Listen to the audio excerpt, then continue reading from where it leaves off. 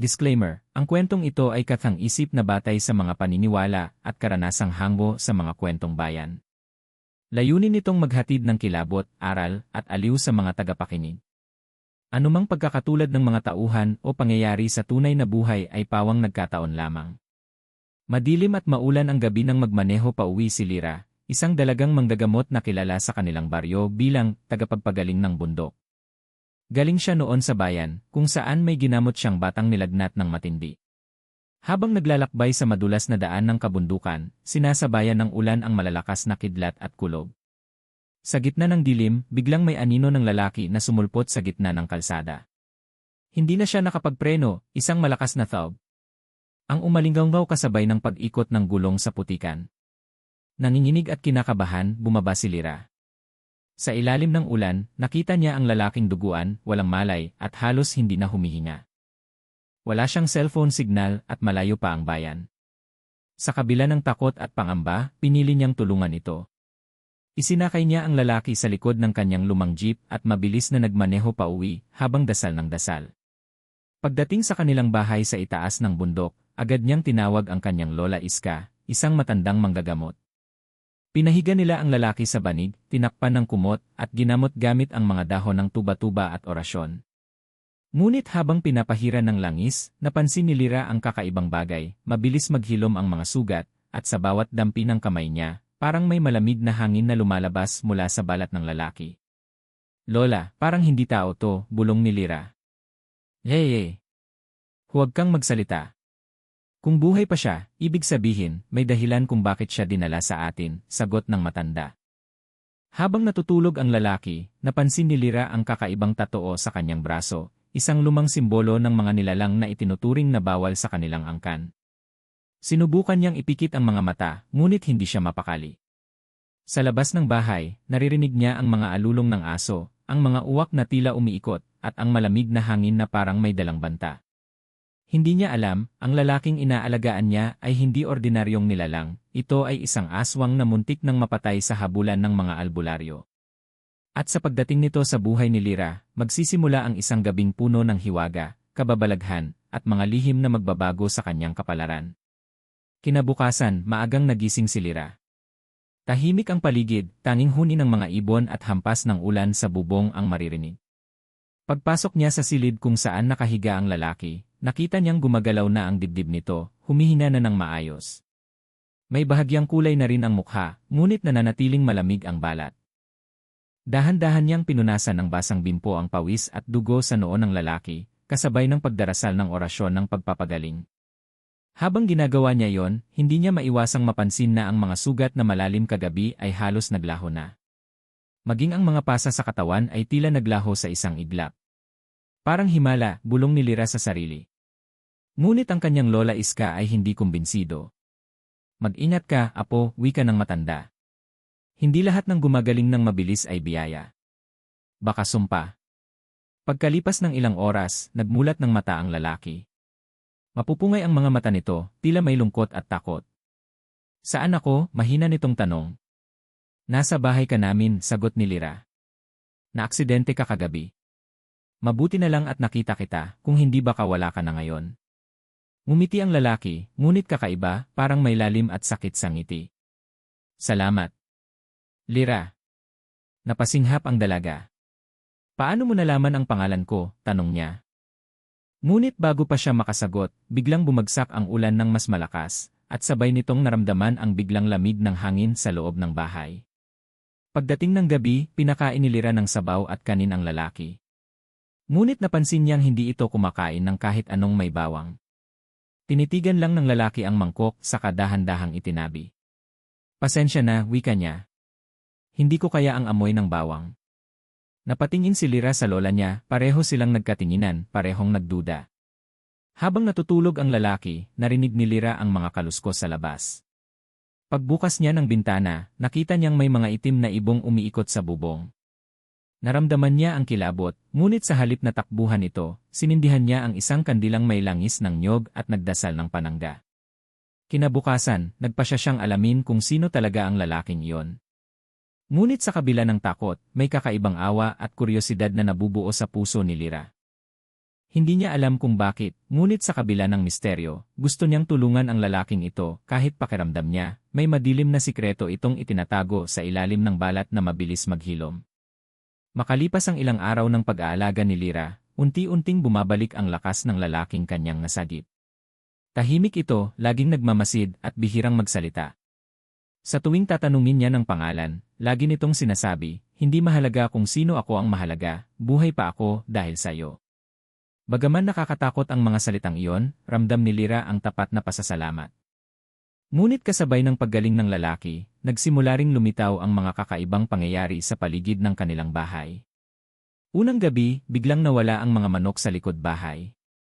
Nakita na lamang nila kinabukasan ang mga balahibo sa may punso na parang may kumain ng buo sa mga ito. Pangalawang gabi, ang kanilang alagang aso ay tumahol ng walang tigil sa dilim hanggang sa biglang natahimik at kinabukasan ay natagpuan itong patay, may kakaibang sugat sa leg. Si Lola Iska ang unang nagduda. Apo, hindi ako mapalagay, sabi nito habang pinagmamasdan ang lalaki. Baka ang tinutulungan natin, hindi ordinaryong sugatan. Ngunit ipinagtanggol pa rin ni Lyra ang lalaki. Lola, baka naman may hayop lang na gumagala. Hindi tayo dapat maghusga agad. Napailing ang matanda. Ang pakiramdam ko, anak, may kakaiba sa mga mata niya. Hindi yan mata ng tao. Sa gabi ring iyon, nagising si Lyra dahil sa kaluskos mula sa silid ng lalaki. Marahan siyang lumapit at sumilip. Sa liwanag ng kandila, nakita niya itong nakaupo sa gilid ng kama, nakatingala sa kisam, at tila nagdarasal sa wikang hindi niya maintindihan. Ang balat nito ay maputlang maputla, at sa bawat hinga ay parang may malamig na usok na lumalabas sa bibig.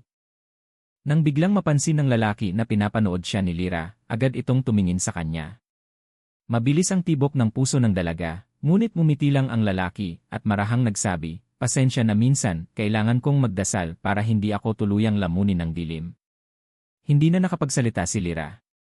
Bago siya umalis, napansin niya ang mga kuko ng lalaki, mahaba, matutulis, at tila hindi kailanman ginupitan. Doon nagsimula ang kanyang kaba. Kinabukasan, ipinagdasal niya ito sa orasyon ng mga manggagamot, umaasang mali lamang ang kanyang nararamdaman.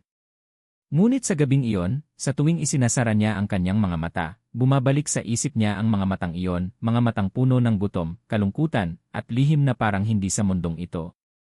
Isang gabi, habang tulog na si Lola Iska, hindi mapakali si Lyra. Ramdam niya ang malamig na simoy ng hangin na pumapasok sa kanilang bahay, kasabay ng kakaibang alulong ng mga aso sa malayo. Tumayo siya at kinuha ang lampara, saka dahan-dahang lumakad papunta sa silid ng lalaking kanyang inaalagaan. Subalit pagdating niya roon, wala na ito sa higaan. Napalunok si Lyra. Ang pinto ay bahagyang nakabukas, at mula sa labas ay naririnig niya ang mahinang yabag papunta sa kakahuyan. Sa kabila ng takot, sinundan niya ang mga yapak, dala ang lampara at rosaryo. Sa gitna ng dilim, nakita niya ang lalaking nakatalikod, nakayuko, at tila may kinakain sa lupa. Hoy! Anong ginagawa mo? Sigaw ni Lyra, nanginginig sa kaba. Bigla itong napalingon at doon niya nakita ang itsura nito, maputlang balat, kumikintab sa dugo ang bibig, at nagbabago ang anyo ng mukha. Sa sandaling iyon, lumabas ang anyong hindi tao. May mahahabang kuko, matatalas na ngipin, at mga matang nagliliwanag sa dilim. Muntik nang matumba si Lyra sa takot. Ngunit sa halip na lumapit, tumigil ang nilalang at parang nagpipigil ng sarili. Lyra, huwag kang matakot, pakiusap ng lalaki habang bumabalik ang anyo nito sa pagiging tao. Hindi ko ginusto to, hindi ako dapat mabuhay pa. Hinal na hinal si Lyra. Ano ka ba talaga? Tanong niya habang lumalayo. Isa akong nilalang na isinumpa, sagot ng lalaki. Dati akong tao, isang mangingisda. Ngunit minsang tumulong ako sa isang matandang babae sa gubat, at iyon pala'y aswang na nagpapanggap. Pinakain niya ako ng dugo bago ko pa man nalaman, at mula noon, hindi na ako naging tao ulit. Tahimik na tumulo ang luha ni Lyra.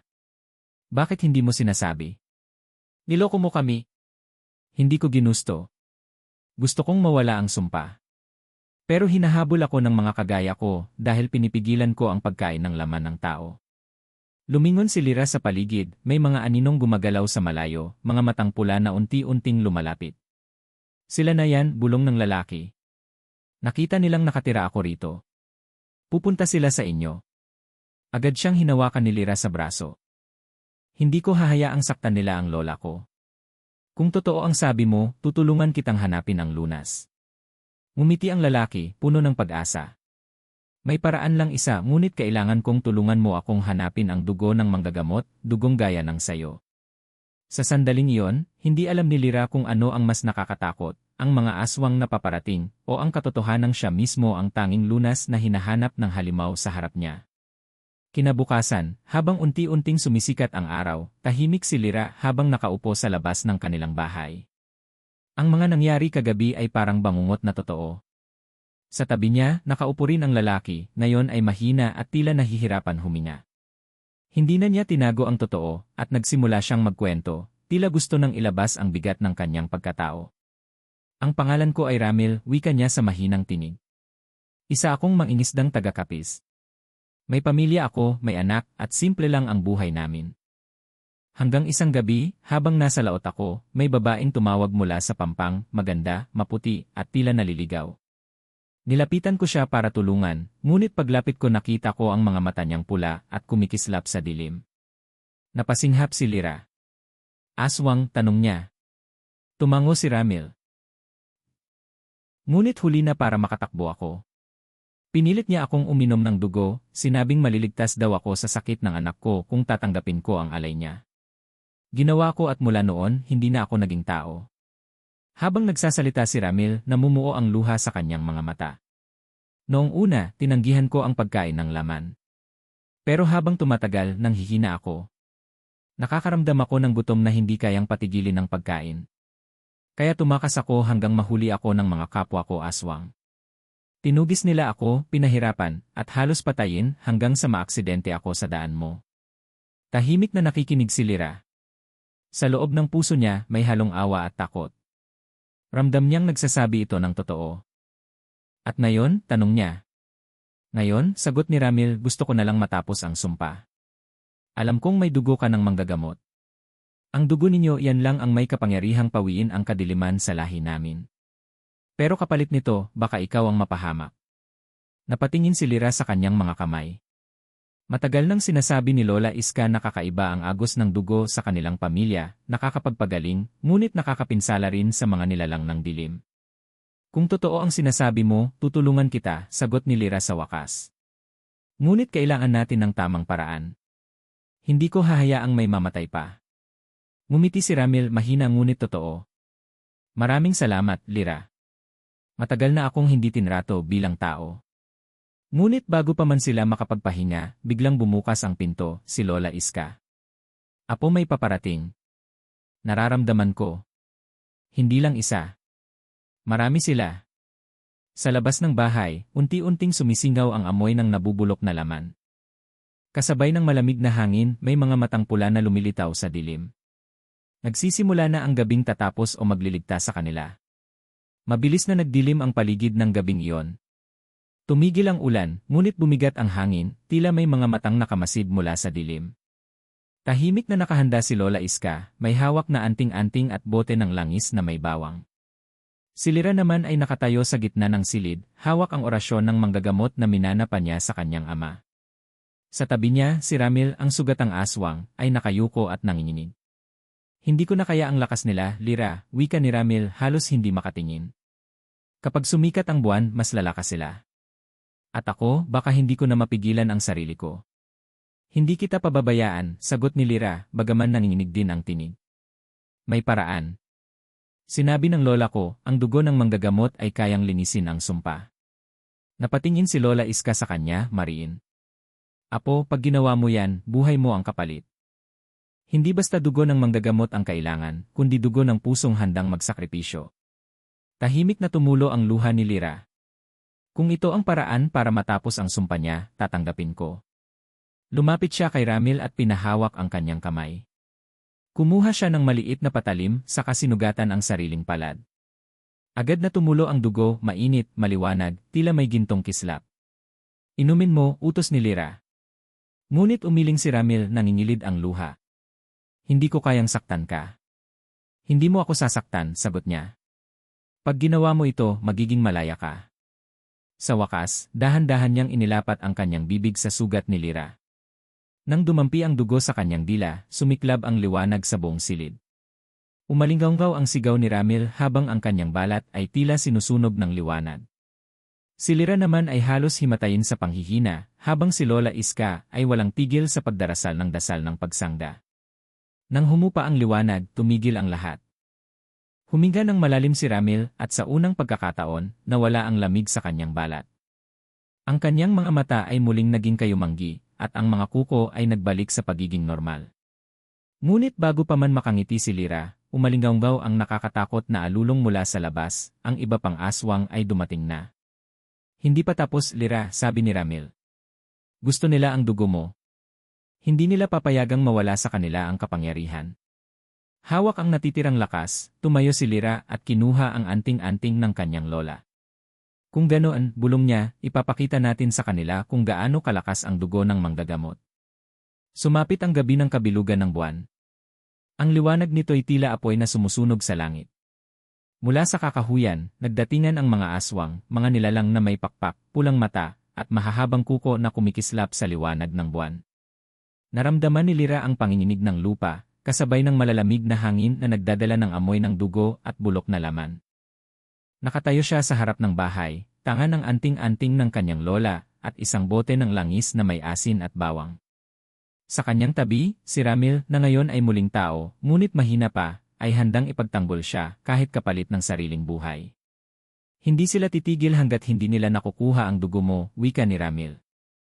Ngumiti si Lyra, nanginginig man ang kamay. Kung ganon, hindi rin ako titigil hanggat hindi ko na ipapakita sa kanila kung sino ako.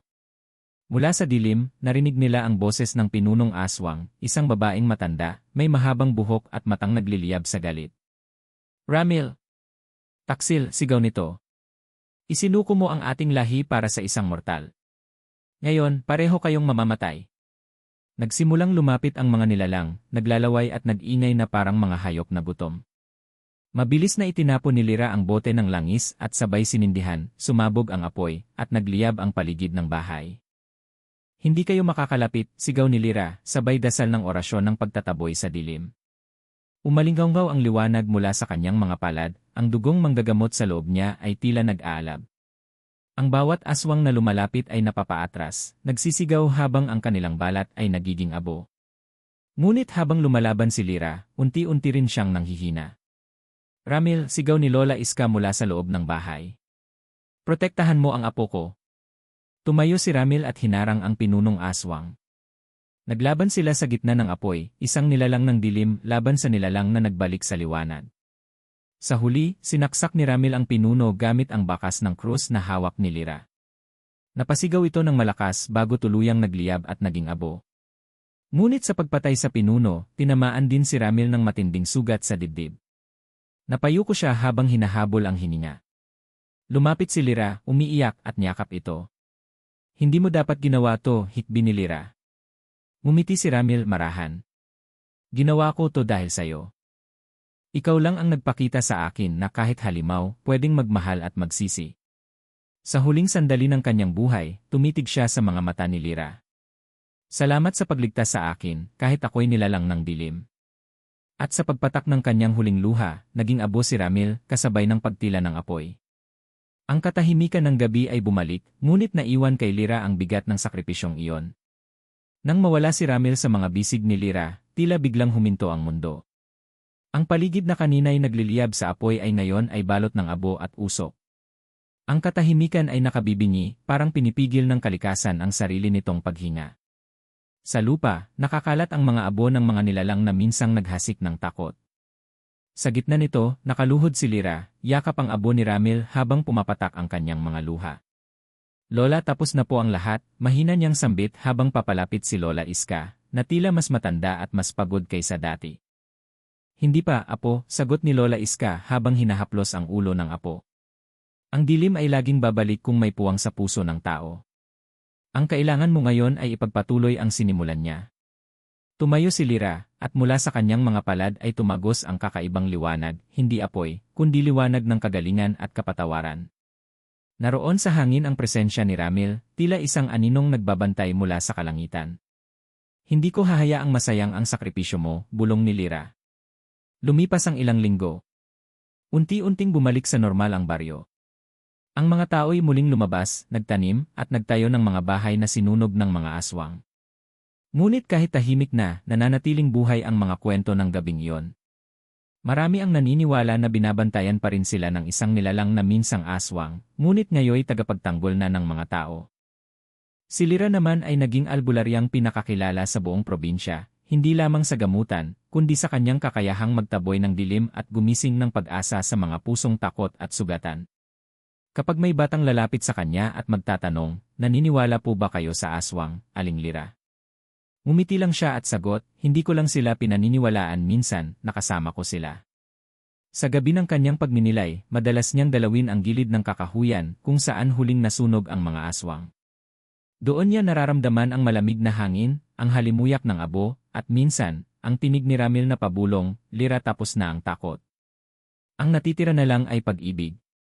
Ngumiti siya, tuminala sa buwan, at sa kanyang dibdib ay nakalawit pa rin ang lumang anting-anting ni Ramil, kumikislap sa liwanag ng gabi, isang paalala na minsan, ang kadiliman ay hindi kailangang talunin, kundi yakapin at gabayan tungo sa liwanag. Ang alamat ng kanilang pagmamahalan ay kumalat sa iba't ibang baryo, hanggang sa ito'y naging kwentong pamana ng mga matatanda sa paligid ng apoy tuwing gabi. May aswang noon pero dahil sa pag-ibig, nagbago siya. Isa.